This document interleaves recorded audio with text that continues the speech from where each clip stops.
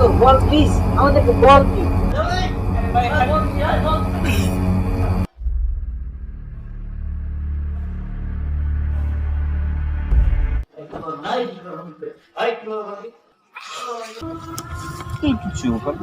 আরে নাম মানে আমি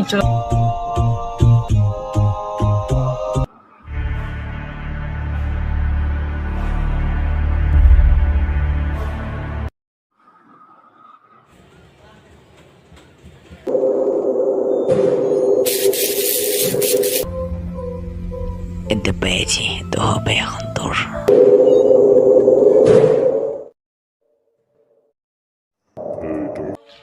ভাই এই এই ও কি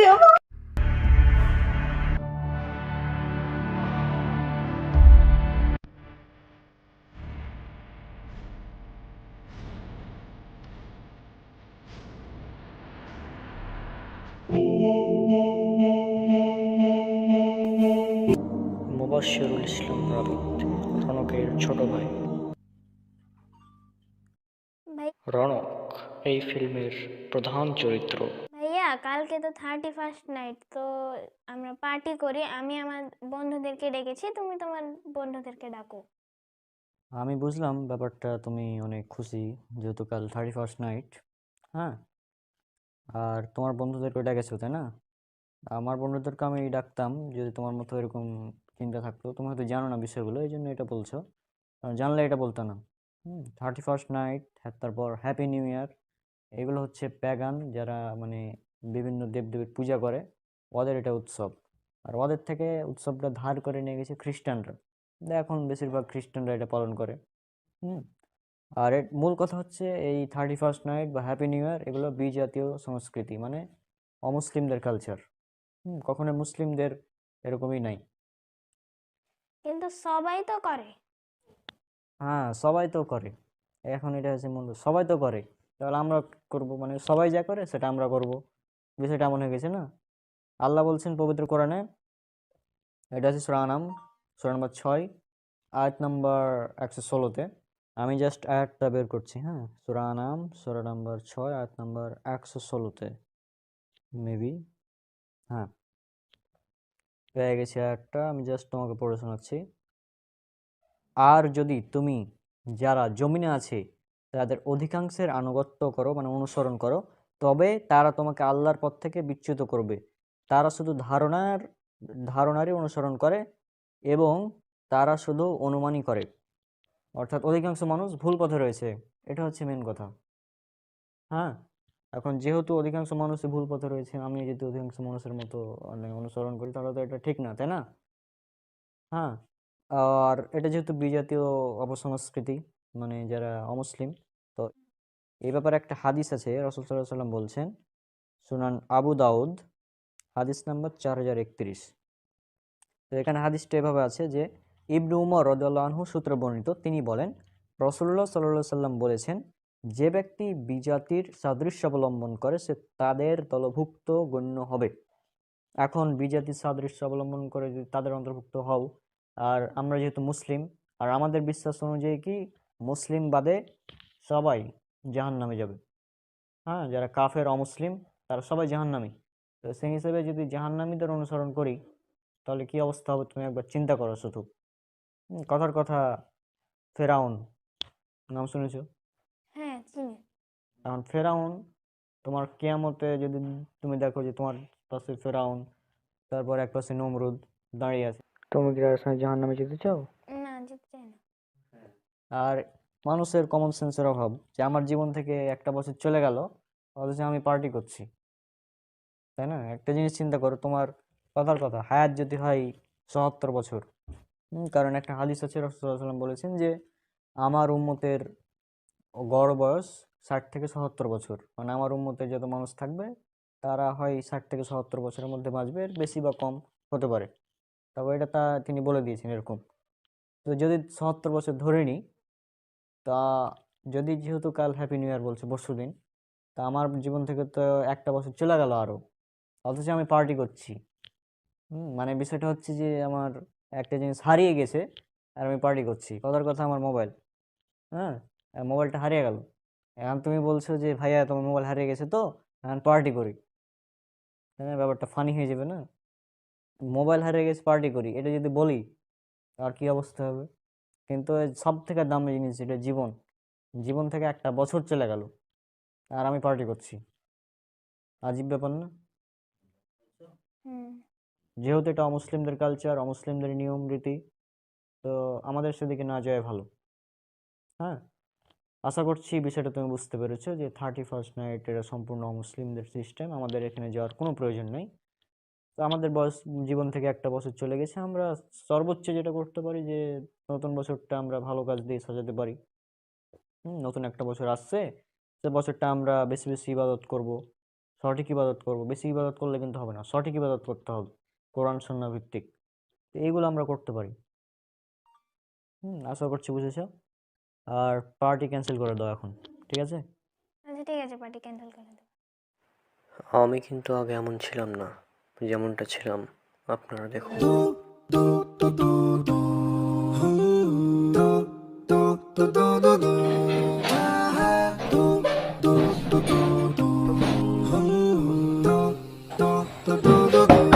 আরে দরজা খোল। হ্যাঁ ভাইয়া আসছি।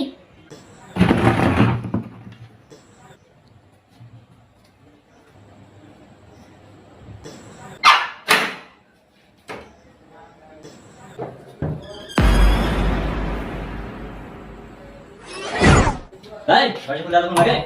হ্যাঁ,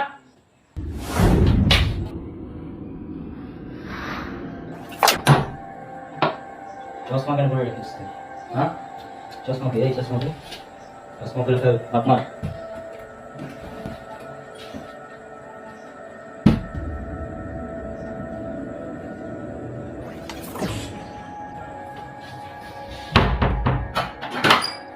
এই, শোন, মেজাজ আজ একদম খারাপ হয়ে আছে। তুই আজ কোনো ধরনের কথা বলবি না। তুই তোর কাছে কথা বলিস তো তোর এমন অবস্থা করবো যে তুই টের পাবি। এখানে বাস চুপচাপ বসবি, এখন চুপচাপ বসবি, আমি যেটা বলবো সেটাই করবি, ঠিক আছে? কোনো চালাকি না। এগুলা যে কোনো কাজ নেই, বুঝলি? কিন্তু কি হলো ভাইয়া, তোমার মেজাজ এত খারাপ কেন? এই তোরা বললাম না কোনো কথা বলবি না, তারপরে বলছিস। আগে বলে বিছানায় চাদর কে চেঞ্জ করেছে? হ্যাঁ, আম্মা করেছে। আম্মা করেছে। তাহলে ঠিক আছে, যদি তুই করতিস তো তোর এখানে পুঁতে ফেলে দিতাম, বুঝলি? মেজাজটাই খারাপ করে গেল শোনা। কি যে করা যায়, কি করা যায়? হয়েছেটা কি? এই কি হয়েছে মানে? কি হয়েছে মানে? দেখবি তুই, দেখবি? এগুলো কি, এগুলো কি? দেখ দেখ, এগুলো কি? দেখ এটা কি, দেখ এটা কি? সার্টিফিকেট। সার্টিফিকেট এটা না? এটা সার্টিফিকেট, এটা সার্টিফিকেট, এটা সার্টিফিকেট, এটা সার্টিফিকেট, এটা সার্টিফিকেট। এটা কি? এটা এসে এসএসসি সার্টিফিকেট ভাঙলো। এই এসে 4.72 জিপি, এটা এইচএসসি সার্টিফিকেট ভাঙলো, ছিললাম। আর এটা হচ্ছে অনার্স, অনার্সের সার্টিফিকেট, বুঝলি? আর সঙ্গে কিছু কোনো ইচ্ছা আছে? ভাই, আর তুমি এসব সার্টিফিকেট ছিঁড়লা কেন? তুমি কি পাগল? এবার তো তোমার চাকরি হবে না। এই আমার চাকরি হবে কি হবে না এটা তোর কি? হ্যাঁ, সার্টিফিকেট ছিঁড়লাম, এবার পোড়াবো। এই যে ওখানে গ্যাস লাইট আছে, গ্যাস লাইট লে যা, লেই লেই সার্টিফিকেট। দেখ তোর চোখের সামনে পোড়াবো এখন, দেখ এই যে সার্টিফিকেট। আর বলবি সার্টিফিকেটের কথা? বলবি যাবে না? বলবি আর? এই তুই এটা দেখছিস আগুন? আগুনে তো একদম জ্বালিয়ে দেবো।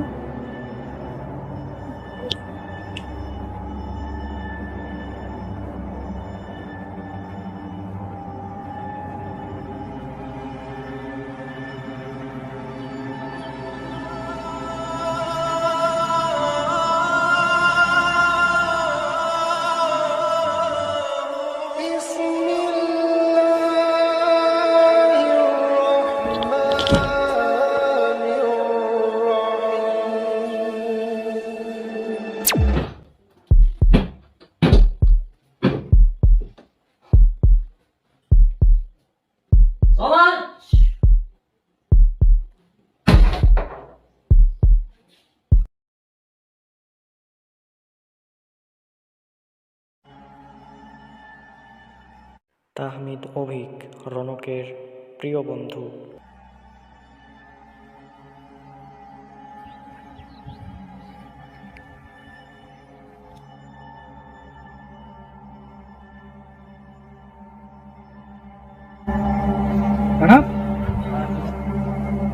আসসালামাইকুম বন্ধু, কেমন আছো?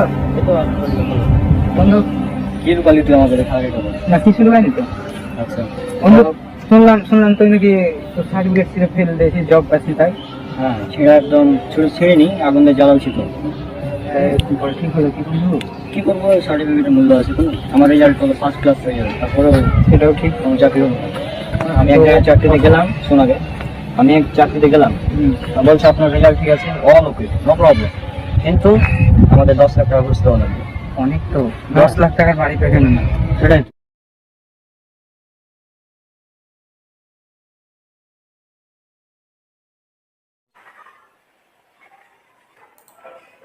রনক এখানে অফিসের বসের চরিত্র অভিনয় করেছেন। আসসালামু আলাইকুম স্যার, আমি কি আসতে পারি? ওয়ালাইকুম আসসালাম রহমতুল্লাহ। জি ভাই, ভিতরে আসুন।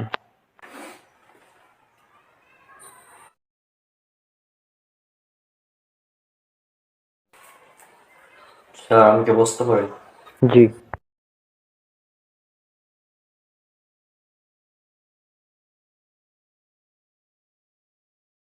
তো গতকাল হচ্ছে যে আমি আপনাদের সাথে যোগাযোগ করেছিলাম ইন্টারভিউ দেওয়ার জন্য। জি, আপনার নাম? জি, আমি রৌনক। রৌনক, জি। জি, আমার রেজাল্ট কি আপনি দেখেছিলেন? জি, গতকাল তো আমরা দেখলাম, আপনি যখন আমাদের সাথে যোগাযোগ করলেন আমাদের পেজে, তখন আমরা দেখলাম ব্যাপারটা। হ্যাঁ, আমরা সব ডিটেলস দেখেছি, আপনার রেজাল্ট এগুলো অনেক ভালো, আমরা আপনার রেজাল্ট দেখেছি। আপনার এইচএসসি রেজাল্ট হচ্ছে 4.83। জি, আমার এইচএসসি রেজাল্ট 4.83 ছিল। হ্যাঁ, আর আপনার আর অনার্স রেজাল্ট আমার ছিল 3.80। হ্যাঁ, 3.80। তো যাই হোক, আপনার এই রেজাল্ট আমরা দেখেছি, সব দিক থেকে ভালো, এবং আপনি অনেক ট্যালেন্টেড মানুষ। আপনার মতো ট্যালেন্টেড মানুষদেরই আমরা খুঁজছিলাম আমাদের অফিসের জবের জন্য। তো আপনার চাকরি তো বলতে পারেন প্রায় 90% কনফার্ম। এখন শুধু আপনাকে একটা কাজ করতে হবে, তাহলে আপনার চাকরি কনফার্ম, আপনি আগামীকাল থেকেই আমাদের অফিসে যোগদান করতে পারবেন। আমাদের কোম্পানির এটা নিয়ম বলতে পারেন, এখানে বেশি না, আপনাকে 10 লাখ টাকা জমা দিতে হবে, তাহলে আপনি আগামীকাল থেকেই জয়েন করতে পারবেন অফিসে। আপনাদের কোম্পানির নিয়ম মানে এটা তো বুঝছি না, কি বুঝিয়ে বলুন তো আমাকে।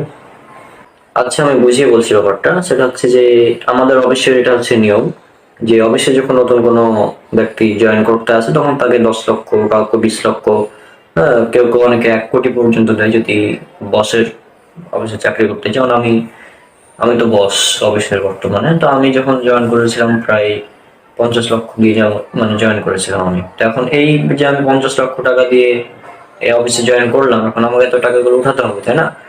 তো এই জন্য বলতে পারেন এটা একটা নিয়ম আমাদের সবারই হয়ে আসছে আগে থেকেই, যে 10 লক্ষ টাকা আপনাকে দিতে হবে, তাহলে আপনার চাকরি কনফার্ম। আপনি হয়তো 20 লক্ষ বলতাম, কিন্তু আপনাকে দেখে মনে হলো আপনি অনেক ট্যালেন্টেড, সেজন্য 10 লক্ষতেই আমরা রেখে দিচ্ছি।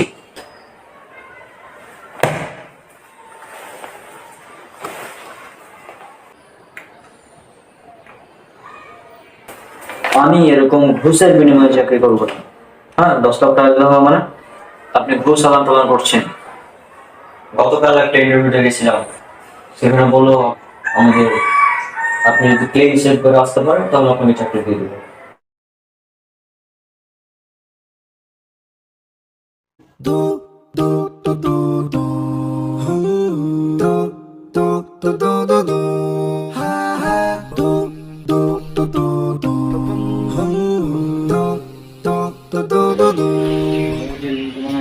দেখলাম কি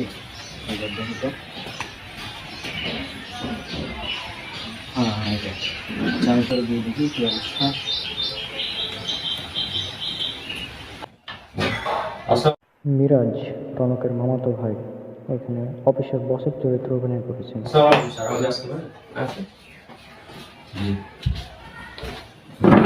আমি আসলে একটা ওয়েবসাইটে দেখলাম আপনাদের এখানে চাকরি পাওয়া যায়।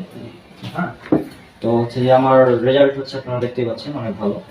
হ্যাঁ, তো এখন আমার এসএসসি রেজাল্ট হচ্ছে 4.72, এইচএসসি 4.83, আমার হচ্ছে 3.80 আউট অফ 4। রেজাল্ট সব কিছুই ভালো। এখন আমি শুনলাম আপনাদের এখানে নাকি বেতনও ভালো, তো আমার কি এখানে চাকরি হবে না কি বিষয়টা? কথা হচ্ছে আমাদের অফিসে দাঁড়িয়ে থাকলে চাকরি দেয় না, চাকরি তো নেওয়া হয় না। আপনি যদি চাকরি করতে যান তো সেভ করে আসতে পারেন। আচ্ছা, সরি, যেহেতু চাকরি হবে না আমি চাকরি করতেও পারছি না, কারণ দাঁড়িয়ে হচ্ছে সুন্নাত। হ্যাঁ, আর আমি এটা কোনোভাবেই ছাড়তে পারবো না। সুতরাং আপনাদের চাকরি আপনার কাছে রাখুন, আমি গেলাম। দেখেন, ভুল বুঝেন না, বেতন কিন্তু 1 লাখের উপরেই ভাবনা চিন্তা করে। বেতন 1 লাখ টাকা হোক আর 1 কোটি টাকা হোক, আমি এরকম ফালতু চাকরি এখানে চাকরি করতে হবে, দাঁড়িয়ে কাটতে হবে, আমি এখানে চাকরি করছি না। আমি সরি, আপনাদের চাকরি আপনাদের কাছে রাখুন। বাই। ভাবে দেখেন একবার। আমার এখন ভাবার ইচ্ছা নাই, যেহেতু এখানে দাঁড়িয়ে কাটতে হবে সেখানে আমি নাই। হ্যাঁ, আমি আগে করে দিয়েছি। বাই।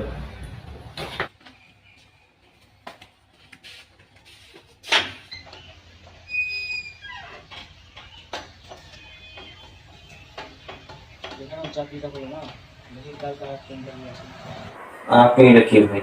আপনার মুখে তো দাঁড়িয়ে আছে, তারপরও আপনি এরকম কেন? আপনার মুখে দাঁড়িয়ে আছে অথচ আপনি ঘুষ খেতে যাচ্ছেন, আজীব ব্যাপার। 10 লক্ষ টাকা যে আপনি আমার কাছ থেকে যাচ্ছেন, এটা হচ্ছে ঘুষ, আর ঘুষ ইসলামে হারাম। আর ভাই, এটা ঘুষ না, এটা হচ্ছে আমাদের মানে অফিসের একটা সিস্টেম। শুধু আমাদের না, আপনি যে কোনো অফিসে দেখুন সেখানে এই সিস্টেম চালু রয়েছে। এটা তো বর্তমানে তোমার সিস্টেম চলছে এটাই। এগুলো ছাড়া কোনো জব হয় না বর্তমান যেমন এগুলো ছাড়া জব হয় না। যাই হোক, আমি আপনার কোম্পানিতে জব করছি না, আপনি থাকেন আপনার ফালতু কোম্পানি নিয়ে, আমি গেলাম। ভাই, আমরাও জানি ঘুষ হারাম, ইসলামে ঘুষটা হারাম করা হয়েছে, এটা আমরাও জানি। হ্যাঁ, কিন্তু এটা যেহেতু বর্তমান সমাজে এটা না হলে হয় না, সেই জন্য আমরা এটা বাধ্য হয়ে করছি বলতে পারেন। এটা তো আমাদের হাত নাই, আমাদের কোম্পানি তো আমাদের একার না, এটা তো উপর থেকে আসছে বলতে পারেন। বড় বড় কোম্পানি যারা রয়েছে, আমরা তাদের একটা পার্ট মাত্র, এটা তাদের সিস্টেম, আমরা তখন কিছু করতে পারছি না, কিন্তু আমাদের তো কিছু করার নেই।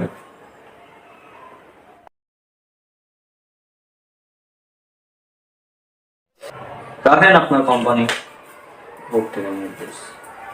উপরে আল্লাহ আছেন, আল্লাহর উপরে কেউ নাই, এটা মনে রাখবেন।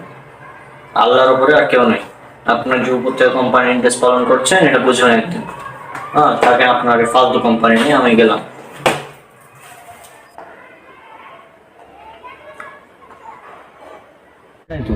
এখন এই 10 লাখ টাকা দেওয়ার কি দরকার? হ্যাঁ, এত ভালো রেজাল্ট করে যদি 10 লাখ টাকা ঘুষ দিয়ে আমাকে চাকরি নিতে হয়, তাহলে ভালো রেজাল্ট করার মানে কি? তো এত বছরের কষ্ট করেছে, আগুন দিয়ে পুড়ে দিলি, 7-8 বছরে সমস্যা না, দেখা যাবে যা ভাগ্য আছে তাই হবে, আপনার দরকার নেই। আর তোর এই যে মানে প্যান্ট নিচে পরে রাখিস, তুমি জানিস সেটা হারাম। এটা তো ফ্যাশন বন্ধু। আরে ফ্যাশন বললে কি হয়? সবাই তো পরে এরকম ভাবে। দেখ কত দেহা ভালো লাগছে যখন প্যান্টটা এসে নিচে আসে। সহিহ বুখারী হাদিস নম্বর 5787, রাসূল সাল্লাল্লাহু আলাইহি ওয়াসাল্লাম বলছেন, কোনো ব্যক্তি যদি টাকনুর নিচে কাপড় পরিধান করে থাকে তাহলে তার অংশ জাহান্নামে যাবে। এখন তোর পা যদি জাহান্নামে যায়, তুই কি জান্নাতে যাবি? কখনোই, কোনোভাবে না। এখন অনেকে লজিক চাই যে এটা কীভাবে, মানে টাকনুর নিচে কাপড় পরলে আবার কী ক্ষতি? হ্যাঁ, তো সায়েন্স যেটা বলছে যে পুরুষের টেস্টোস্টেরন হরমোন তৈরি হয় না যদি টাকনুর নিচে ঢাকা থাকে কাপড় দ্বারা। হ্যাঁ, বিশেষ করে ঝুলি যদি পরে, তাহলে তো সায়েন্স অনুযায়ী ওই বিষয়টা ঠিক না। আর তুই যে এটাকে ফ্যাশন বলছিস, তা এখন তুই দেখবি অনেক নায়করা তারাও টাকনুর উপর কাপড় পরে থাকে এই বিজ্ঞানের উপকারিতা জানার পর। হ্যাঁ, সুতরাং সেই হিসাবে এটা তো এখন উঠে নেওয়া উচিত, আমি যেটা মনে করি। বন্ধু জুতা পরে আছি, কালকে থেকে উঠতে বলবো। আর তুই যে বলি কাল থেকে উঠে পড়বি, কাল যদি বেঁচে থাকবে এর কোনো গ্যারান্টি আছে? গ্যারান্টি নেই। সুতরাং এখনই উঠানো উচিত হিসাব। আচ্ছা ঠিক আছে। আরে তুই সিগারেট খাস? বন্ধু সিগারেট খাস তুই? মাঝে মাঝে মাঝে মধ্যে মানে? মাঝে মধ্যে যখন একটু শখ ওঠে তখন। আচ্ছা, একটা বিস্কিটের প্যাকেট যদি লেখা থাকে যে এই বিস্কিটটি খেলে আপনার ক্যান্সার হবে, আপনি মারা যাবেন, বা আপনার স্বাস্থ্যের ক্ষতি হবে, তাহলে কি সে বিস্কুটটা খাবে? আর কোনো ডেট ওভার বিস্কিট, ডেট নাই বিস্কিটের, ওটা খাবি তুই? না। তো যেখানে একটা ডেট ওভার বিস্কিটই খাবি না, সেখানে সিগারেটের প্যাকেটে লেখা থাকে যে ধূমপান মৃত্যুর কারণ, স্বাস্থ্যের জন্য ক্ষতিকর, হ্যাঁ, এটা এটার জন্য ক্যান্সার হয়, মৃত্যুর কারণ, এগুলো লেখা থাকে। তারপরেও মানুষ সিগারেট খায়। বন্ধু অনেক মানুষ তো সারা জীবন সিগারেট খেয়েও ব্যস্ত আছে, অনেক মানুষ তো বলে যে সে সিগারেট খাওয়া হারাম না,